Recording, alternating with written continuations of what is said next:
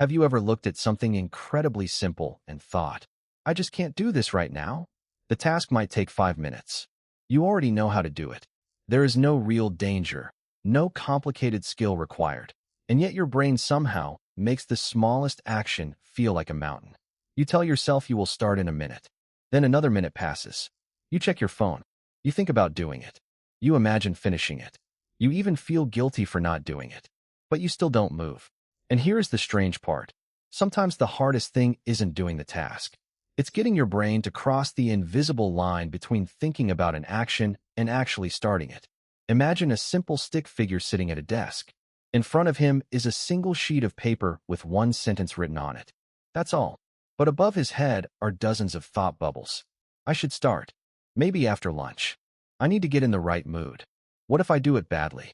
Maybe I should plan first. The paper hasn't changed. The task hasn't changed. Only the amount of thinking around it has changed. This is one of the most overlooked experiences in psychology. Sometimes your brain doesn't make an easy task physically harder. It makes it psychologically heavier. Your brain is constantly trying to predict what will happen next. Before you begin something, it estimates how much effort it will require, how rewarding it might be, how uncomfortable it could feel, and whether the outcome will be worth the energy. You don't consciously perform this calculation. It happens in the background.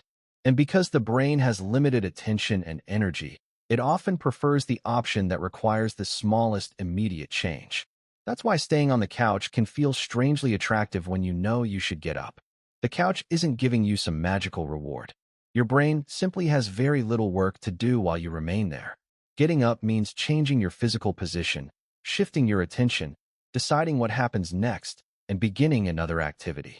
The difference might be only a few seconds in reality, but psychologically, the transition can feel much bigger. Now imagine another stick figure standing in front of a staircase. At the top is a goal: finish the project. The staircase contains 20 steps. The figure looks at the entire staircase and immediately feels tired. But notice something interesting. He doesn't actually have to climb 20 steps at once. He only has to climb the next one. This is where the way we mentally represent a task becomes important. When your brain sees an entire project as one giant object, it can feel overwhelming. But when that same project is divided into smaller actions, the psychological weight can change. Writing a book sounds enormous. Writing one paragraph sounds manageable. Learning a language sounds enormous. Learning 5 words sounds manageable. Getting fit sounds enormous. Taking a 10-minute walk sounds manageable. The final goal may be identical, but the brain responds differently to the immediate demand. And there is something even more interesting happening here. Your brain doesn't only respond to what a task actually requires. It also responds to what you expect the task will require. Imagine 2 doors. Behind the first door is an unknown activity. Above it is written, "This will be difficult." Behind the second is exactly the same activity, but the sign says, "Try this for 2 minutes." The action could be identical, yet the second door may feel easier to approach. Why? Because expectations influence attention and emotional response. When you expect something to be exhausting, your mind becomes more sensitive to signs of difficulty. Every small inconvenience suddenly feels like confirmation. See, this really is hard. But when you expect only a small experiment, the same inconvenience may not carry as much psychological weight. This is one reason the first few minutes of a task can feel so different from the rest. Before starting, your brain is working with predictions. After starting, your brain has evidence. And evidence is powerful. Imagine you have been avoiding a workout because you believe it will be exhausting. You finally begin. After 5 minutes, you realize it isn't as terrible as you imagined. Your original prediction has been updated. The activity didn't suddenly become easier. Your brain simply received new information.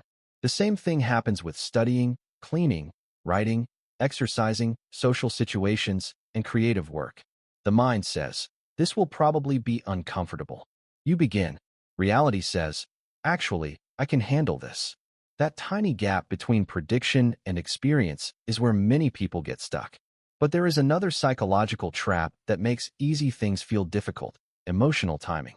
We often assume that motivation should come first and action should come second.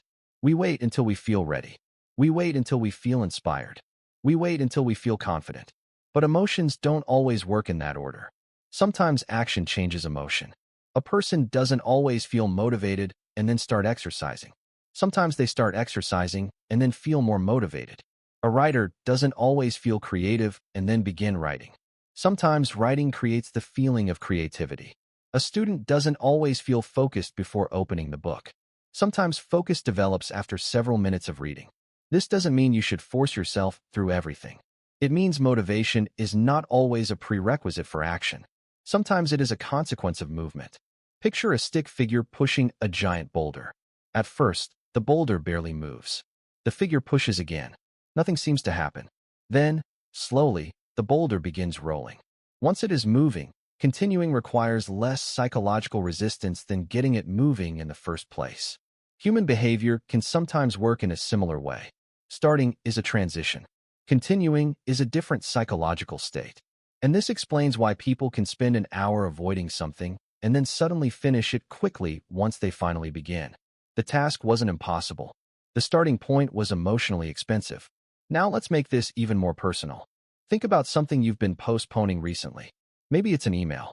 Maybe it's organizing your room. Maybe it's learning something new. Maybe it's a personal project you've been thinking about for months. Ask yourself a strange question. If I were only allowed to work on this for 5 minutes, would I still avoid it? If the answer is no, you've discovered something important. Perhaps the problem isn't the task itself. Perhaps your brain is reacting to the imagined size of the commitment. 5 minutes feels temporary. Finish everything feels permanent. This is why reducing the psychological commitment can sometimes make action easier. You're not promising your brain that you will complete everything. You're simply asking it to participate in the first small part. There is also a hidden difference between discomfort and danger. Your brain can react strongly to discomfort even when there is no actual threat. A difficult conversation may feel uncomfortable. Starting a new skill may feel awkward. Showing your work to someone may feel embarrassing. But discomfort doesn't automatically mean something is wrong. Sometimes discomfort is simply the emotional sensation of doing something unfamiliar. If your brain interpreted every unfamiliar experience as a warning to stop, learning would become almost impossible. Every beginner would quit. Every new skill would feel pointless. Every unfamiliar environment would feel threatening. Fortunately, the brain can learn through exposure and experience. What feels strange today can become ordinary tomorrow. Think about the first time you tried something unfamiliar. It probably required more attention than it does now. After repetition, you no longer needed to consciously think about every part of the process. The experience became familiar. And familiarity reduces the amount of mental energy required. This is why the first attempt at something can feel disproportionately difficult compared with the 10th attempt. Your brain is learning the terrain. So when something feels harder than it logically should, don't immediately assume that you lack discipline. Instead, become curious. What exactly feels difficult? Is the task genuinely difficult? Or does the idea of starting it feel difficult? Are you afraid of the work itself? Or are you afraid of producing an imperfect result? Are you tired? Or are you overwhelmed because you've turned one small action into an entire future in your head? These questions can reveal something your brain was hiding in plain sight. Sometimes the task isn't the problem. The mental picture of the task is. Imagine a stick figure standing in front of a tiny box. The box represents the actual task. Above it is a giant shadow representing everything the figure imagines could go wrong. The shadow is enormous, but the box is still tiny. That's what happens when imagination becomes larger than reality. Your brain is incredibly good at simulating possibilities. But a possibility is not the same thing as an outcome. Thinking about a difficult future can create a real emotional reaction in the present. You can feel stress about a conversation that hasn't happened. You can feel tired thinking about work you haven't started. You can feel embarrassed about a mistake you haven't made. You can feel overwhelmed by a project that currently exists only as a mental image. The brain can respond to imagined scenarios as though they deserve attention right now. And that is why one of the most useful things you can do is bring your attention back from the imagined entire journey to the next physical action. Not the whole staircase, just the next step. Open the document. Write the first sentence. Put on your shoes. Read one page. Wash one plate. Send the first message. Not because these tiny actions magically solve everything, but because they replace prediction with experience. And experience gives the brain better information than endless mental simulation. The goal isn't to become a machine that is productive every second. Rest matters. Doing nothing sometimes matters. Changing your mind matters. Stopping when something is genuinely harmful or unreasonable matters. Psychology isn't about forcing yourself to do everything. It's about understanding why your mind responds the way it does. Once you understand that, you can stop treating every moment of resistance as a personal failure. Maybe you're not lazy. Maybe you're overwhelmed. Maybe you're not incapable. Maybe the task has been mentally enlarged. Maybe you don't need more motivation. Maybe you need a smaller starting point. And maybe you don't need to know exactly how the entire story ends before taking the first step. Your brain will always try to predict the future. That's part of what makes it intelligent. But predictions are not instructions. A thought can say, "This will be difficult." You can answer, "Maybe. Let's find out." A thought can say, "I won't be able to finish." You can answer, "I don't have to finish right now. I only have to begin." And that tiny shift can change everything. Because sometimes the door in front of you was never locked. Your brain was simply standing there, imagining what might be on the other side. The moment you open it, the prediction ends. Reality begins.